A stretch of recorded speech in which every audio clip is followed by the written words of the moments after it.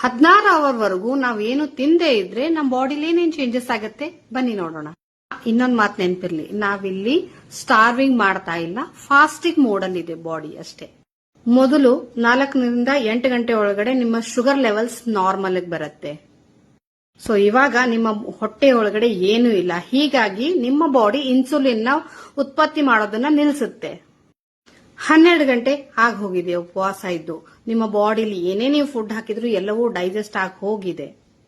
ಇಲ್ಲಿವರೆಗೂ ನೀವೇನು ತಿಂದಿಲ್ಲ ಅಂದ ತಕ್ಷಣ ನಿಮ್ಮ ಹೊಟ್ಟೆ ಅಥವಾ ನಿಮ್ಮ ಬಾಡಿ ರಿಕವರಿ ಆಗಕ್ಕೆ ಸ್ಟಾರ್ಟ್ ಆಗತ್ತೆ.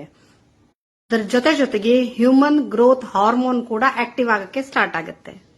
14 ಅವರ್ ಆಗಿದೆ ಅಂತಂದ್ರೆ ನಿಮ್ಮ ಬಾಡಿ ಒಳಗಡೆ ಇರುವಂತಹ ಸ್ಟೋರ್ ಆಗಿರುವಂತಹ ಫ್ಯಾಟ್ ಅನ್ನ ತಗೊಂಡು ಯೂಸ್ ಮಾಡ್ಕೊಳ್ಳಕ್ಕೆ ಸ್ಟಾರ್ಟ್ ಮಾಡುತ್ತೆ. ಈ ಟೈಮ್ ಅಲ್ಲಿ ಇನ್ನೊಂದು ಆಕ್ಟಿವಿಟಿ ಆಗ್ತಿರತ್ತೆ, ಅದರ ಹೆಸರೇ ಆಟೋಫಿಟಿ ಅಂತ. ಇದ್ರಲ್ಲಿ ಏನಾಗತ್ತೆ ಅಂದ್ರೆ ನಿಮ್ಮ ಸತ್ತೋಗಿರೋ ಹಾಗೆ ಡೆಡ್ ಆಗಿರುವಂತಹ ಸೆಲ್ಸ್ ಅನ್ನ ಹೊರಗಡೆ ಹಾಕಕ್ಕೆ ಸ್ಟಾರ್ಟ್ ಮಾಡತ್ತೆ ಬಾಡಿ. ಹೀಗಾಗಿ ಹೊಸ ಸೆಲ್ಸ್ ಉತ್ಪಾದನೆಗೆ ಇದು ಒಂದು ದಾರಿ ಆಗತ್ತೆ. 16 ಅವರ್ಸ್ ಗ್ಯಾಪ್ ಆಗಿದೆ ಅಂಡ್ ನೀವಾಗ ನಿಮ್ಮ ಬಾಡಿ ಫುಲ್ ಎನರ್ಜಿಯಾಗಿ ಫ್ಯಾಟ್ ಬರ್ನಿಂಗ್ ಮಷೀನ್ ಆಗಿ ಕನ್ವರ್ಟ್ ಆಗಿದೆ.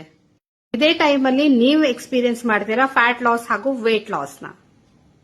ಅದಕ್ಕೆ 16x8 ಮೆಥಡ್ ಏನಿದೆಯೋ ಇದು ತುಂಬಾ ಪಾಪ್ಯುಲರ್ ಆಗಿದೆ, ಬೆಸ್ಟ್ ಕೂಡ ಇದೆ. ಸೊ ಇದನ್ನ ನಾನು ಕೂಡ ಡೈಲಿ ಫಾಲೋ ಮಾಡ್ತೀನಿ. ನಿಮಗೂ ಕೂಡ ಇದ್ರ ಬಗ್ಗೆ ಇನ್ನೂ ಇನ್ಫಾರ್ಮೇಶನ್ ಬೇಕು ಅಂತಂದ್ರೆ ನನ್ನ ಪೇಜ್ ನ ಫಾಲೋ ಮಾಡಿ, ಹಾಗೆ ನನಗೆ ವಾಟ್ಸ್ಆಪ್ ಅಲ್ಲಿ ಮೆಸೇಜ್ ಕಳಿಸಿ.